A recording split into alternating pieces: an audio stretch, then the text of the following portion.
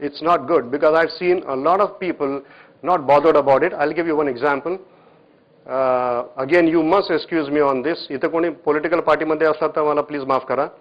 There was a Maharashtrian who came to me just about 15 days back for an interview. त्याला knowledge होतो, तो बोलत चांगला होता. He is from the hotel management school. He is from a good hotel management school. पण आपण ज्या जिथं जातो, जेव्हा कोणाला भेटतो त्या गोष्टीचा we must respect that environment and this is not taught to us. मी असा आहे, तुम्हाला काय करायचं असेल तर करा.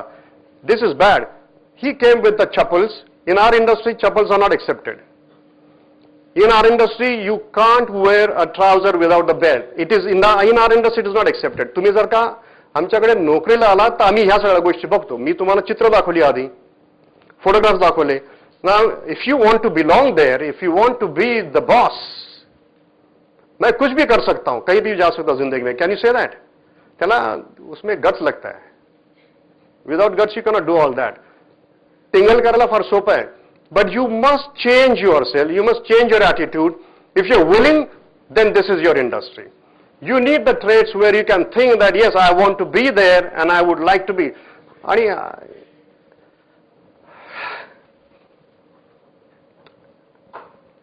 ब्लू डायमंड मधली नोकरी मिळाली म्हणून मी पुण्याला आलो.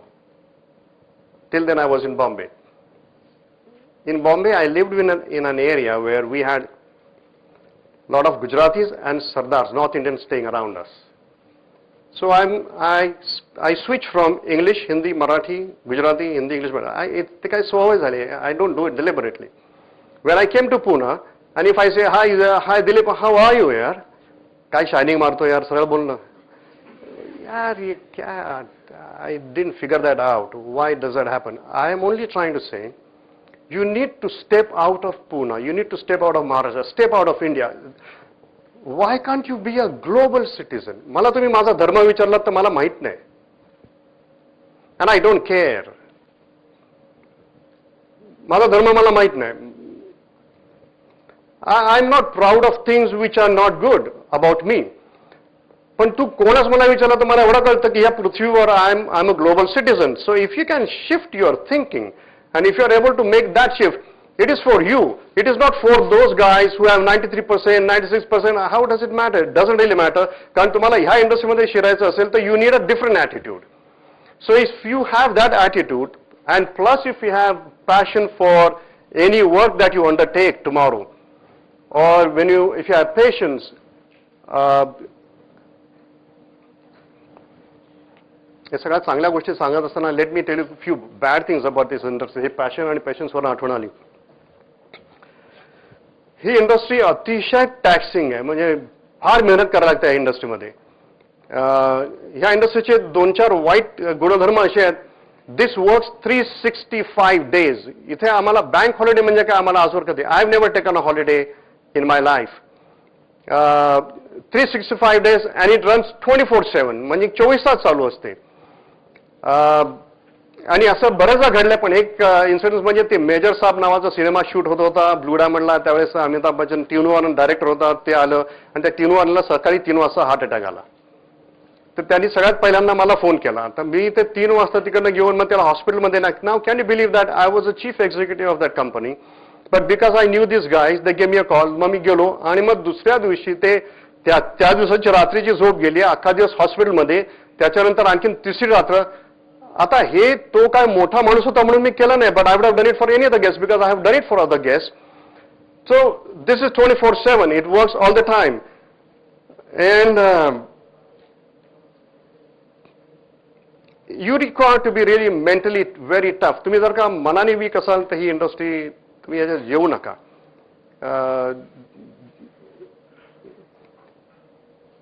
आमच्याकडे आम्ही ज्या मुली काम करतात त्यांच्याशी जी भाषा वापरतो ते तुम्हाला सांगतो. ओके, तुम्हाला ती कदाचित ऐकली नसेल पहिल्यांदा पण मी तुम्हाला सांगतो. आम्ही त्यांना असं म्हणतो, मर्द है क्या तो काम कर. आता याचे 2 एक्झाम्पल्स तुम्हाला देतो मर्द हेच आहे. सगळ्या हिंदी नाटकात मराठी नाटकात की आपण सगळं म्हणतो की मर्दासारखं बोलणार आहे असं म्हणतात. पण मर्दासारखी बाई सुद्धा बोलू शकते. हे एक एक्सप्रेशन आहे. त्याचा अर्थ ऍक्च्युअली आपण लिंग म्हणत नाही. और the way I was telling you my friend the other day, आपण इंग्लिशमध्ये एक्सप्रेशन आहे, इट्स अ जेंटलमन्स प्रॉमिस, म्हणजे there is never a ladies promise. पण एक्सप्रेशन असं आहे that it shows you the characteristics that you talk like a man. Even for girls, it is a very tough thing. You've got to be a really man to be in this industry. म्हणजे एके बाजूला तुम्हाला scholar असायची काही जरूर नाही. तुम्ही scholar असलात तर ह्या इंडस्ट्रीमध्ये येऊच नका. असलं तर ठीक आहे, पण तुम्हाला you have to be really working hard. You got to be mentally tough. This something else that is important here, because this industry belongs to the people, for the people and by the people. ही industry म्हणजे स्टेजवर असण्यासारखं आहे. तुमचं आयुष्य स्टेजवरच जातं, कारण मी जो खरा आहे तो मी खरा कधीच दिसत नाही कोणाला. आणि हा या इंडस्ट्रीमधला, मग तुम्ही डॉक्टर्स बघा, इंजिनियर्स म्हणा, त्या ज्या सराउंडिंग्समध्ये आणि जिथं काम करत असतात ते स्वतःहून काम करतात. म्हणजे तिकडे एखादा समजा अभय दीक्षित नावाचा कोणतरी आहे, तो डॉक्टर आहे, तो अभय दीक्षितच असतो, तो आणि दुसरा कोणी नसतो. Now at this time the point is you are always on the stage, कारण तुम्ही नेहमी लोकांसमोर असता. You people are watching you, they are observing you.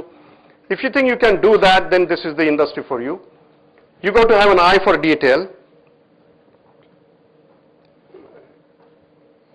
You got to be a team player. Team प्लेअरची एक महत्त्वाची गोष्ट सांगतो. तुम्हाला जर का आयुष्यात टीम लीडर व्हायचं असेल तर तुम्हाला पहिल्यांदा टीम प्लेअर व्हायला लागतं, त्याच्यानंतर तुम्ही लीडर होऊ शकता. तुम्ही लीडर डायरेक्टली होऊ शकत नाही. So if you think you have team player, this is for you. Then last thing is the skills. स्किल्सवर I make a short comment, कारण तो नुसता स्किल्सवर बोलायचं झालं तर कमीत कमी 4 तास बोलायला लागतील. आयरॉनिकली इन लाईफ तुम्ही कुठल्याही इंडस्ट्रीमध्ये गेलात, आणि मेनली ही इंडस्ट्री की जिथे this is for the people, by the people, of the people, you have to have technical skills. प्रत्येक मुलं आणि मुलींनी हे विचार केला पाहिजे, तुम्हाला टेक्निकल स्किल्स अक्वायर करायला तुमच्यात एबिलिटी आहे का? आन्सर हो असेल तर त्याच्या पुढची स्टेप अशी येते, तुमच्याकडे ह्युमन स्किल्स आहेत का? तुमच्याकडे मित्रमैत्रिणी आहेत काय? लोकांना तुम्ही आवडता का? दिस इज अ साइन. तुम्ही लोनर असाल, एकटे असाल, थिंक ट्वाइस. ह्या सगळ्या गोष्टी तुम्हाला जर का आमच्याशी बोलायचे असेल तर you can always come to the academy and talk, but you must really know who you are. And the last thing is, तुम्हाला जर का अजून वर जायचं असेल आयुष्यात जर का ह्या इंडस्ट्रीमध्ये, you should be able to develop strategic skills. Strategic स्किल्सचा अर्थ ऍक्च्युली स्ट्रॅटेजी हा शब्द it is use for wars, in a war situation as a plan. Strategy म्हणजे एनी मनूवर, अशी कुठलीही मूव्ह की जी शत्रूला हरवू शकते, त्याला स्ट्रॅटेजी म्हणतात. पण तो शब्द बिझनेसमध्ये पण आलाय. So if you think you can develop strategic skills, it is meant for you and you can be part of this successful industry. We are coming to the last and the third part. Maybe another 15 minutes. If you can have patience for 15 minutes with me, we'll finish. Once we know what the industry is all about, once I know who am I and whether this is the place for me or no, the last thing is which college or which academy or which institution do you go to. त्याच्यासाठी साध्या 2-4 यार्डस्टिक्स आहेत, त्या मी इथे दिलेल्या आहेत. मी थोडासा explain त्याच्याबद्दल करतो, but it's very easy to understand. The philosophy, कुठलंही कॉलेज, कुठली institution, once you want to study, try and find out त्यांची फिलॉसॉफी काय.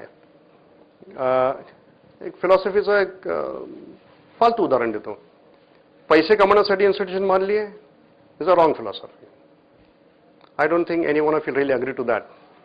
But you have the knowledge, they have the knowledge and they want to pass it on. Those who are into it, those who are serious, maybe that's a place you need to choose.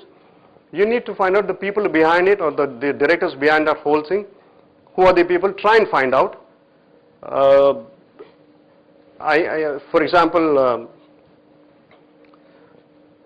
तुम्हाला जर का cricket शिकायचं असेल तर तुम्ही, मला वाटतं you will go to Gavaskar or Tendulkar, or would you go to Zakir Hussain?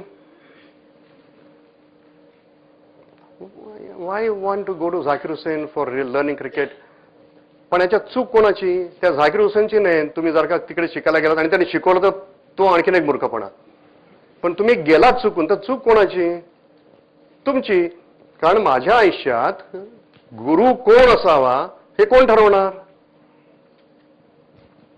I cannot decide who my parents can